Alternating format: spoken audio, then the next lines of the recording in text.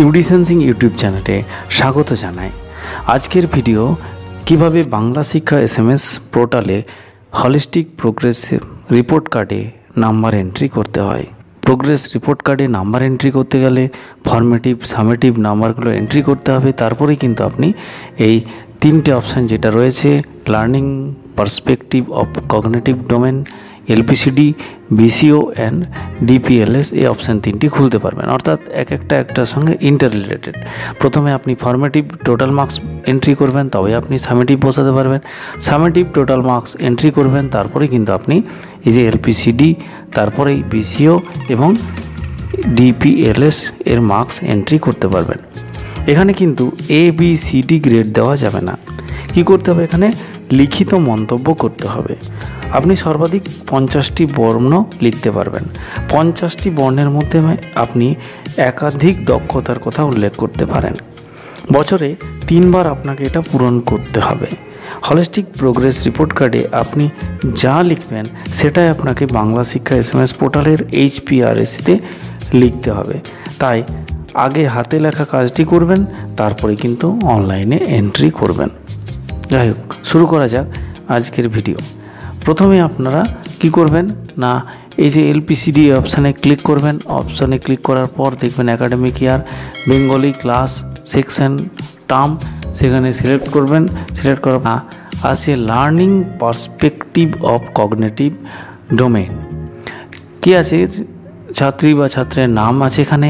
প্রথমে আছে দেখুন POI। POI হচ্ছে প্যাটার্ন অফ ইন্টেলিজেন্স, বুদ্ধিমত্তার বৈচিত্র্য। তারপরে আছে দেখুন AOI।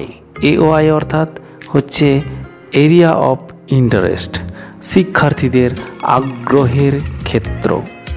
তারপরে আছে দেখুন PA অর্থাৎ হচ্ছে পজিটিভ অ্যাটিটিউড, মনোভাব।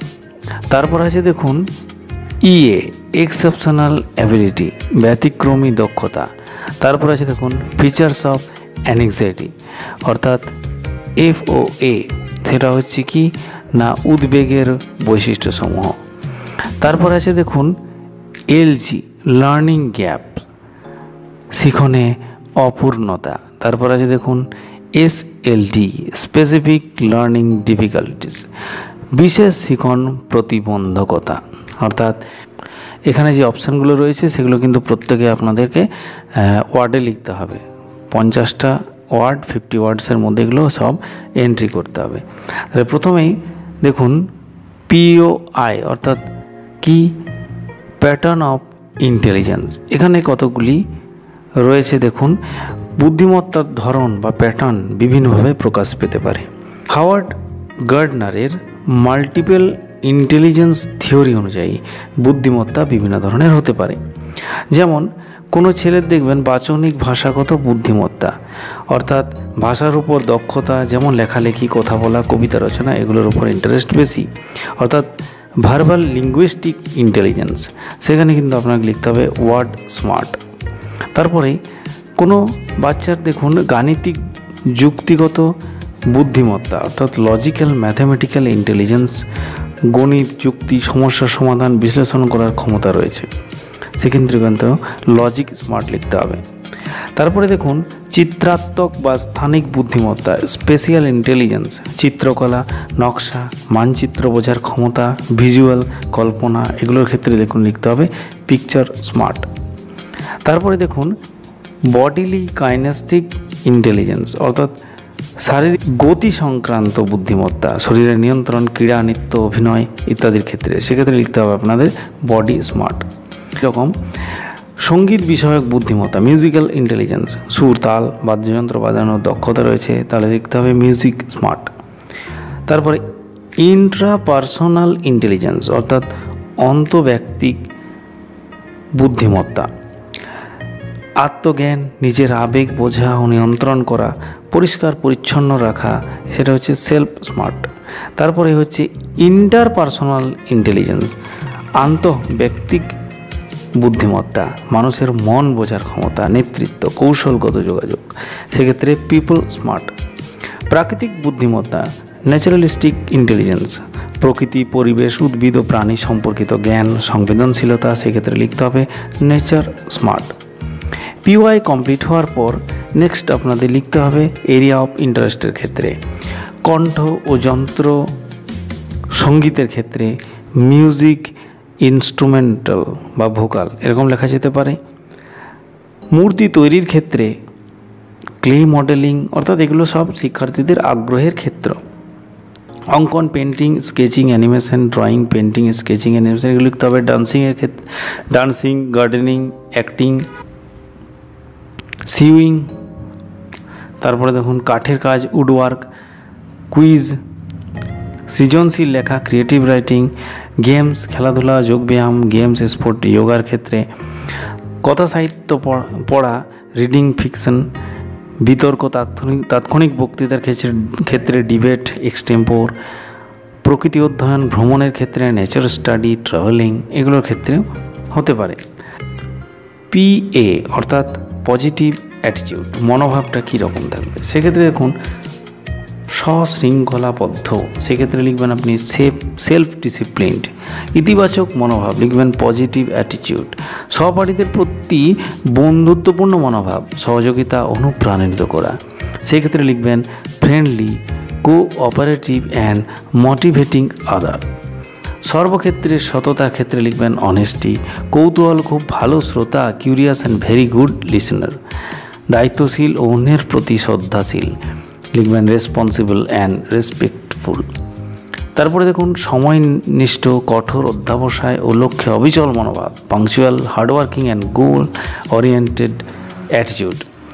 শিখনে আগ্রহী ও গহীন চিন্তক, interested in learning and critical thinking. কাজের প্রতি আন্তরিক ও গুরুত্ব প্রদান, সিনসিয়ার ইন ওয়ার্ক। উদ্ভাবনী ও সৃজনশীল, ইনোভেটিভ অ্যান্ড ক্রিয়েটিভ। নেতৃত্ব প্রদান, লিডারশিপ। সহানুভূতিশীল এবং বিনয়ী, কম্প্যাশনেট অ্যান্ড কোর্টিয়াস। এবার কার্যকরী, নোট গ্রহণকারী, ইফেক্টিভ নোট টেকার ইত্যাদি। এক্সেপশনাল অ্যাবিলিটি ইএ, শিক্ষার্থীর ব্যতিক্রমী দক্ষতা কিছু লক্ষ্য করা যায়।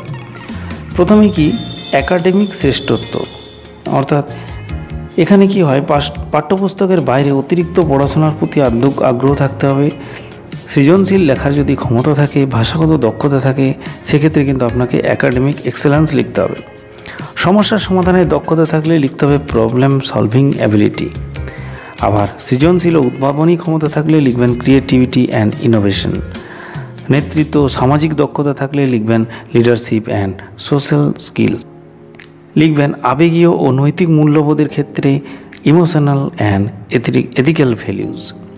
শারীরিক ও ক্রীড়া দক্ষতার ক্ষেত্রে লিখবেন ফিজিক্যাল অ্যান্ড স্পোর্টস এক্সেলেন্স। প্রযুক্তিগত দক্ষতার ক্ষেত্রে লিখবেন টেকনিক্যাল অ্যান্ড ডিজিটাল স্কিলস। পরিবেশ সচেতনতা ও সামাজিক দায়িত্বের প্রতি ভালোবাসা থাকলে লিখবেন এনভায়রনমেন্ট অ্যান্ড সোশ্যাল রেসপন্সিবিলিটি। ব্যতিক্রমী দক্ষতার পর চলে আসবেন ফিচার অফ অ্যাংজাইটি, FOA, উদ্বেগের বৈশিষ্ট্যসমূহ। সেখানে নিয়মিত বিদ্যালয়ে যাওয়ার জন্য যদি কোনো ছেলের উদ্বেগ থাকে তাহলে সেটা হয়ে যাবে স্কুল ফোবিয়া। আবার একাডেমিক এংজাইটি, ইংলিশ ম্যাথিক্সাইটি।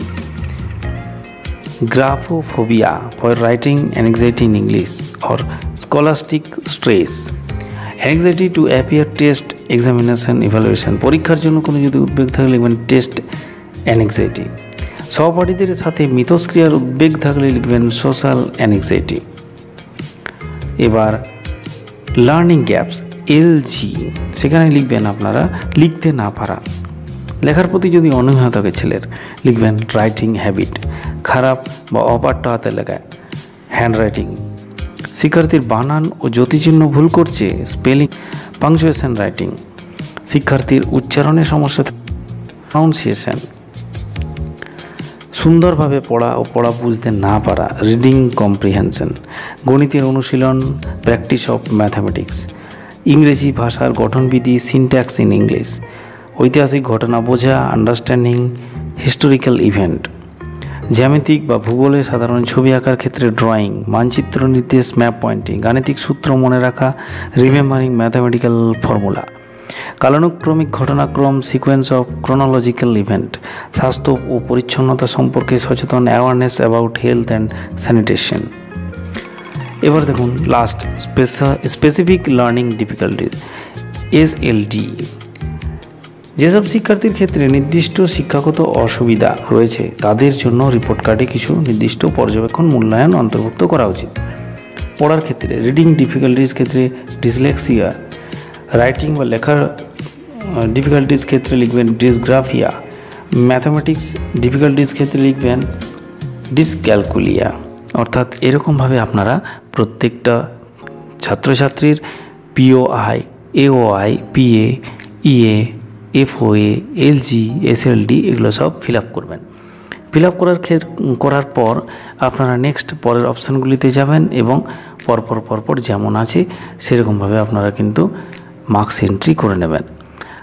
প্রথমে LPCD, এই যে learning perspective of cognitive domain, এটা কিন্তু ফিল আপ করবেন। তারপরে কিন্তু আপনি next behavioural cognitive outcome, BCO এবং DPLS এটাতে যেতে পারবেন।